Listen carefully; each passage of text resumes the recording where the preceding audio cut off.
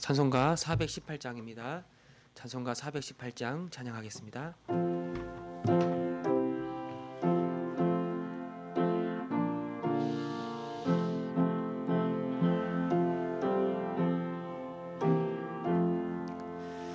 기쁠 때나 슬플 때나 도우시는 사랑의 주, 기쁠 때에 찬양하고 슬플 때 기도합니다.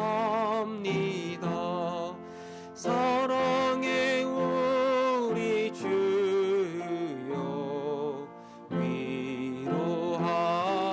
위로하소서.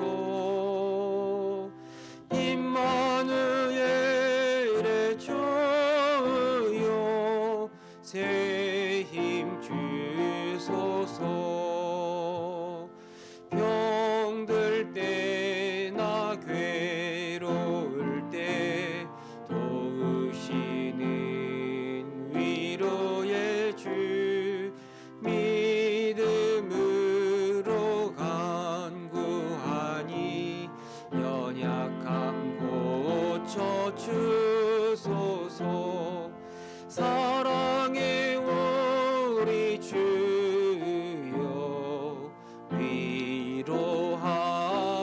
위로하소서. 임마누엘의 주여 새 힘 주소서.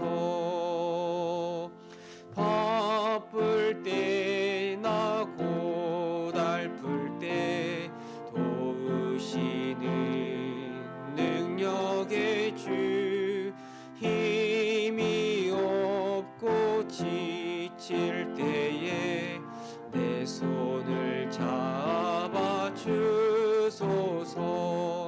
사랑의 우리 주여 위로하소서. 임마누엘의 주여 새 힘 주소서. 기쁠 때나 슬플 때나 우리를 도우시는 사랑의 주님, 내가 기쁠 때 주님 찬양하고 힘들고 어려울 때 주 앞에 엎드려 기도하며 나아갑니다. 참 우리가 어려운 시간들을 지나가고 있는데 이 어려움의 때를 우리가 허탄한 것들을 바라보며 보내는 것이 아니라 오히려 주 앞에 엎드려 여전히 우리를 바라보시고 우리를 포기하지 아니하시고 사랑으로 우리를 붙잡고 계시는 그 주님 바라보며 이 어려움의 세월들을 잘 감당할 수 있게 해달라고, 혹시 위로가 필요한 분들에게는 하나님의 말할 수 없는 위로가 임하게 하시고, 또 연약한 사람들에게는 하나님께서 찾아가셔서 강건케 해주시고, 여러 가지 우리의 상황과 형편을 생각하면서 하나님, 임마누엘의 하나님 나와 함께 하시고 나를 다스려 주시고 나를 인도하여 주시고 나에게 쉼을, 평강을 허락하여 주옵소서. 우리 시간에 이를 위해서 한번 기도하겠습니다. 아버지 하나님, 참 어려운 우리의 인생의 길을 걸어가는 지금 이때에 주여, 임마누엘 하나님, 우리와 함께하지 아니하시면 우리는 아무것도 할 수 없는, 넘어질 수밖에 없는 인생들임을 고백합니다. 기쁠 때 주님을 찬양하며 슬플 때 주 앞에 엎드려 주의 도우심을 구하는 게 우리의 마땅한 바임을 믿습니다. 사랑의 주가 되시는 주님, 우리를 버리지 아니하시고 포기하지 아니하시고 우리의 삶 가운데 깊이 찾아오셔서 우리를 만져주시고 우리를 고쳐주시고 우리를 싸매어주시고 우리를 위로하시고 우리를 새롭게 하실 줄을 믿습니다. 하나님, 인내하게 하시고 기다리게 하시고 결국 모든 일들이 합력하여 선을 이룰 것을 바라보며 하나님을 신뢰하며 이 길을 걸어갈 수 있는 그런 저희들이 되게 하여 주옵소서. 임마누엘, 임마누엘, 하나님이 우리를 버리지 아니하시고 우리 인생 가운데 찾아오셔서 우리를 외롭게 두지 아니하시고 함께 하시며 인도하시며 다스릴 줄 믿사오니 주님 생각하며 주님 의지하며 내 안에 계신 주님의 손 굳게 붙잡고 이 세월들을 참고 견디며 인내할 수 있는 그런 저희들이 되게 하여 주옵소서. 주들을 위로하여 주시고 강건케 하여 주시고 힘을 더하여 주옵소서. 하나님 아버지, 참 우리가 어려운 시간들을 보내고 있는데 정말 우리를 버리지 마시고 우리의 인생 가운데 찾아오셔서 우리와 함께 하시고 우리를 위로하여 주시고 우리에게 감당할 수 있는 지혜와 능력도 더하여 주시고 우리를 다스려 주시기를 소망합니다. 세상 사람들은 이 어려울 때에 허망하고 허탄한 것들을 바라보지만 우리는 이 어려울 때에 우리의 힘이 되시고 우리의 지혜가 되시는 주님 앞에 엎드리며 나아가오니 우리를 불쌍히 여겨 주시고 하늘의 지혜로 하늘의 능력으로 충만케 해주시고 무엇보다 임마누엘 하나님이 우리와 함께 하신다는 것, 우리 주 예수 그리스도가 우리 안에 계시고 우리를 다스리시고 우리를 이끌어 가신다는 사실을 기억하며 주님을 바라보고 이 세상을 견디며 인내할 수 있는 그런 저희들이 되게 하여 주옵소서. 주님이 우리를 버리지 아니하시고 우리를 홀로 두지 아니하시고 우리와 함께 하심을 믿습니다. 감사드리며 우리 주 예수 그리스도의 이름으로 기도합니다. 아멘. 말씀 보겠습니다. 사무엘상 27장입니다. 사무엘상 27장 우리 1절에서 12절 말씀 보겠습니다. 사무엘상 27장 1절에서 12절 말씀 교독하겠습니다. 다윗이 그 마음에 생각하기를 내가 후일에는 사울의 손에 붙잡히리니 블레셋 사람들의 땅으로 피하여 들어가는 것이 좋으리로다. 사울이 이스라엘 온 영토 내에서 다시 나를 찾다가 단념하리니 내가 그의 손에서 벗어나리라 하고 다윗이 일어나 함께 있는 사람 600명과 더불어 가드 왕 마옥의 아들 아기스에게로 건너가니라. 다윗과 그의 사람들이 저마다 가죽을 거느리고 가드에서 아기스와 동거하였는데 다윗이 그의 두 아내 이스라엘 여자 아히노암과 나발의 아내였던 갈멜 여자 아비가일과 함께하였더니 다윗이 가드에 도망한 것을 어떤 사람이 사울에게 전하매 사울이 다시는 그를 수색하지 아니하니라. 다윗이 아기스에게 이르되 바라건대 내가 당신께 은혜를 입었다면 지방 성읍 가운데 한 곳을 내게 주어 내가 살게 하소서. 당신의 종이 어찌 당신과 함께 왕도에 살리이까 하니 아기스가 그날의 시글락을 그에게 주었으므로 시글락이 오늘까지 유다 왕에게 속하니라. 다윗이 블레셋 사람들의 지방에 산 날수는 1년 4개월이었더라. 다윗과 그의 사람들이 올라가서 구슬 사람과 기스 사람과 아멜렉 사람을 침노하였으니 그들은 옛적부터 술과 애굽 땅으로 지나가는 지방의 주민이라. 다윗이 그 땅을 쳐서 남녀를 살려두지 아니하고 양과 소와 나귀와 낙타와 우복을 빼앗아 가지고 돌아와 아기스에게 이르매 아기스가 이르되 너희가 오늘은 누구를 침노하였느냐 하니 다윗이 이르되 유다 네겝과 여라무엘 사람의 네겝과 겐 사람의 네겝이니이다 하였더라. 다윗이 그 남녀를 살려서 가드로 데려가지 아니한 것은 그의 생각에 그들이 우리에게 대하여 이르기를 다윗이 행한 일이 이러하니라 하여 블레셋 사람들의 지방에 거주하는 동안에 이같이 행하는 습관이 있었다 할까 두려워함이었더라. 아기스가 다윗을 믿고 말하기를 다윗이 자기 백성 이스라엘에게 심히 미움을 받게 되었으니 그는 영원히 내 부하가 되리라고 생각하니라. 아멘. 지난 말씀에서 이 다윗은 이 사울을 죽일 수 있는 두 번째 기회가 있었음에도 이 사울을 죽이지 않았다는 것을 살펴보았습니다. 사울은 이 자기를 살려준 다윗에게 내가 죄를 지었으니 나에게로 돌아오라고 그렇게 말했지만 다윗은 사울에게로 돌아가지 않습니다. 오늘 본문 1절에 보니까 다윗은 사울이 다시 마음을 바꿔서 다윗을 잡아 죽이려고 할 것이라고 그렇게 생각했기 때문이라고 말하고 있습니다. 아마 사울의 말을 믿을 수가 없었던 거죠. 이 다윗은 자기와 함께하는 사람 600명을 거느리고 이제는 이 계속해서 사울이 자기를 추적하고 또 자기를 죽이려고 오기 때문에 이스라엘 땅에 살 수 없겠다 그렇게 판단하여 이 블레셋 사람 가드 왕 아기스에게로 건너갑니다. 이 가드는 이 블레셋 지역이죠. 이 블레셋의 큰 도시 중에 하나가 이 가드인데 이 가드라는 지역을 다스리는 왕이 아기스였어요. 사실 다윗이 아기스를 처음 만난 게 아닙니다. 다윗이 사울을 피해 처음으로 블레셋으로 도망갈 때 그때 이 가드 지역의 왕이 이 아기스였어요. 그때 우리가 알다시피 다윗은 살아남기 위해서 그 앞에서 막 침을 흘리고 아주 미친 짓을 하면서 그런 모습을 보였고 결국 다행히 목숨을 건져 다시 도망쳐 나올 수가 있었던 거죠. 근데 지금은 그때와는 좀 양상이 다릅니다. 이 다윗은 아주 강력한 세력을 형성하고 있고 많은 사람들을 거느리고 있고 그리고 그들과 함께 아기새를 찾아간 거예요. 그리고 가드 사람들은 다윗이 이 사울과 이스라엘 왕 사울과 굉장히 불편한 관계에 있다는 것을 알고 있었기 때문에 이 사울의 대적, 사울의 원수가 되는 다윗이 이제는 블레셋 사람 우리들의 친구가 될 것이라고 그렇게 생각했던 것 같아요. 한편 이 사울은 다윗이 블레셋으로 도망갔다라는 이야기를 듣고 다시는 이제 그를 찾으려고 하지 않았다라고 말하고 있습니다. 이 다윗의 행동을 어떻게 우리가 생각해야 될까? 블레셋으로 들어간 다윗의 행동. 여전히 사울이 다윗을 죽이려고 하고 있는 그 이스라엘 땅 안에서는 다윗은 평안을 누릴 수가 없었어요. 그렇다면 피하는 게 맞겠죠.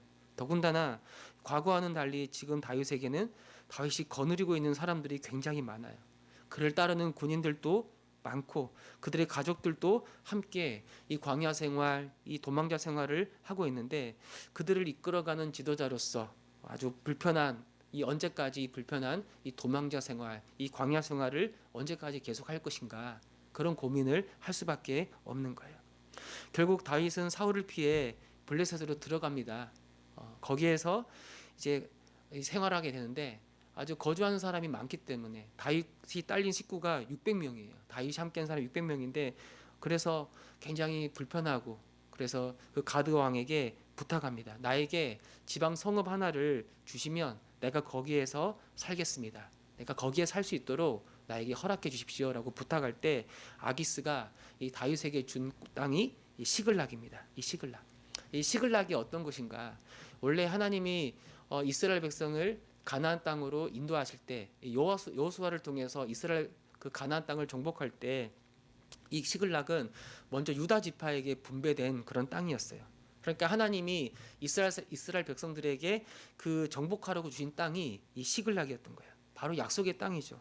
그러나 이스라엘 백성이 그 땅을 제대로 정복하지 못했어요.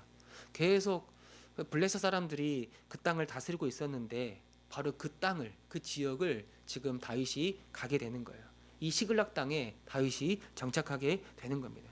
그리고 6절에 보면 시글락이 오늘까지 유다 왕에게 속했다라고 말씀하고 있는 거예요. 이 사무엘서가 기록되고 있을 때는 이미 다윗이 왕으로 등극하고 이스라엘을 다 점령하고 그리고 그 다음에 이 사무엘서가 기록되고 있는 건데 이미 하나님께 분배받은 이 약속의 땅에 거주하면서 결국엔 유다 왕에게 속하고 유다 지파에 속하는 그런 일들이 일어나게 되었다라고 말하는 거예요. 그러니까 다윗이 지금 이 망명자 신분으로 블레셋 땅에 들어가게 되고 허락을 받아서 시글락 땅에 이제 살게 되는데 이것이 나중에 이스라엘 땅으로 회복이 되는 유다 땅으로 회복되는 그런 전조 사건이라고 우리는 말할 수가 있는 거예요. 여기에서 얼마나 머물냐면 1년 4개월을 머물렀다라고 정확하게 이야기하고 있어요. 이제 그곳에서 도망자의 삶이 아닌 광야에서의 삶이 아닌 안정된 삶, 아주 쉼을 누리는 삶을 얻게 되었다라고 말할 수가 있는 거예요. 여러분, 이 다윗이 블레셋까지 도망가게 된 근본적인 원인이 무엇인가? 바로 사울에 대한 두려움이죠. 여전히 사울이 그를 포기하지 않고 뭐 회개하는 것처럼 보이지만 그에게 죄송하다고 잘못했다라고 그렇게 말하지만 여전히 다윗을 죽이려고 하고 있기 때문에 그 사울에 대한 두려움 때문에 블레셋까지 도망가게 되는 거예요. 하나님을 믿고 하나님을 신뢰하는 다윗도 그 현실 속에서 일어나는 여러 가지 위협과 공격과 그 추격 속에서 두려움을 느낄 수가 있는 거예요. 더군다나 자기가 거느리고 있는 사람들을 돌보고 책임져야 되는 그 마음도 그에게 큰 짐이 되었다는 거예요. 하나님을 믿는 그 믿음이 없는 것은 아니지만 우리의 현실 속에서 그 믿음을 발휘하여 살아갈 때 우린 때론 하나님을 바라보기보다는 어떤 현실과 타협하고 어떤 인간적인 방법을 구할 때가 있는 거예요. 그런데 감사한 것은 우리 하나님은 블레셋 지역으로 들어가는 다윗을 버리지 않았다는 거예요. 그 대적과 함께 살고 있고 소위 세상 속에 들어가 살고 있지만 하나님은 이 다윗을 버리지 않고 보이지 않는 손길로 결국 그를 시글락까지 인도하고 그를 보호하고 있는 거예요. 아직 유다 지파가 정복하지 않은 약속의 땅이었지만 다윗은 그곳에서 1년 4개월을 머물고 거기에서 안식과 쉼을 누릴 뿐만 아니라 다시 정비하고 재정비해서 다시 일어설 수 있는 그런 기회의 시간으로 삼고 있는 거예요. 그리고 나중에는 그 땅을 완전히 점령해서 유다 지파, 이스라엘에게, 유다 왕에게 속한 그런 땅이 되게 했던 겁니다. 이 다윗이 시글락에 머물면서 그냥 아무것도 하지 않고 그랬던 건 또 아니에요. 예전부터 술과 애굽 땅으로 지나가는 구슬 사람, 기르스 사람, 아멜 사람, 아말렉 사람을 다윗이 공격했다라고 이야기하는 거예요. 근데 이 사람들이 어떤 사람들인가? 이 민족들은 이스라엘 백성이 출애굽하여 광야를 지나 가나안 땅으로 들어갈 때 이스라엘 백성들을 괴롭혔던 민족이었어요. 그 중에 아말렉이 있지 않습니까? 하나님은 아말렉 사람을 모두 다 진멸하라고 말할 정도로 이 사람들은 하나님 앞에 큰 죄를 범하고 아주 악한 그런 사람이었다라고 말하고 있는 거예요. 그리고 다윗은 그 땅을 침범해서 남녀를 살려주지 않고 모든 전리품을 빼앗아 가는 거예요. 그들을 공격하고 그들을 진멸하고 있는 거예요. 그리고는 이제 돌아와서 아기스 왕에게 어떻게 이야기하냐면 내가 유다 네겝, 여라무엘 사람의 네겝, 겐 사람의 네겝을 공격했다고 거짓으로 보고하는 거예요. 이건 누군가? 유다와 여라무엘과 겐은 누군가? 이 사람들은 유다는 이스라엘 사람이죠. 그리고 이 여라무엘과 겐 사람은 이스라엘 민족에 대하여 호의적인 사람이어서 특별히 겐 사람은 모세의 장인 이드로의 족속이었어요. 그러니까 내가 다윗이 이 사람들과 싸웠다고 말하는 거예요. 무슨 말입니까? 아기스는 이야기를 들었을 때 다윗이 이방 사람들과 싸우지 않고 이 유다 사람들과 이스라엘 사람들과 겐 사람들과 싸웠다는 이야기를 들으면 다윗이 정말 이제는 이스라엘의 원수가 되었구나, 이스라엘의 대적이 되었구나, 그렇게 확신한다는 거예요. 근데 다윗이 이렇게 거짓으로 보고하는 것은 결국에는 이 아기스 왕, 이 블레셋 아기스 왕을 속이기 위함이었어요. 그걸 위해서 이렇게 이야기하면서 이 모든 상황들을 모면하고 여러 가지 이스라엘 민족을 도와주는 모습이라고 말할 수가 있는 거예요. 여러분, 다윗은 비록 블레셋에 머물러 있는 망명자 신분이에요. 그러나 한 번도 그의 동족이나 그의 이스라엘을 잊어버린 적이 없어요. 이스라엘과 그리고 이스라엘의 호의적인 그런 민족들을 공격하지 않았다는 거예요. 그리고 그 기간 내내 이스라엘의 원수였던 이 아말렉을 비롯한 원수들을 공격하여 그들과 싸웠고 가는 곳곳마다 하나님은 그에게 승리를 안겨 주었던 거예요. 여전히 그의 관심은 하나님의 백성들에게 있는 거예요. 여전히 그의 마음은 하나님의 나라 이스라엘을 향하고 있는 거예요. 여러분, 이 블레셋 사람들에게 망명한 신분이요, 이 거주할 곳이 없어서 겨우 시글락이라는 성읍에 머물러 있는 상황이지만 이 다윗의 여러 가지 행보들을 보면 여전히 이스라엘을 향하고 있고 이스라엘을 괴롭혔던 원수들을 공격하고 있고 그들과 싸우고 있는 것을 보게 되는 거예요.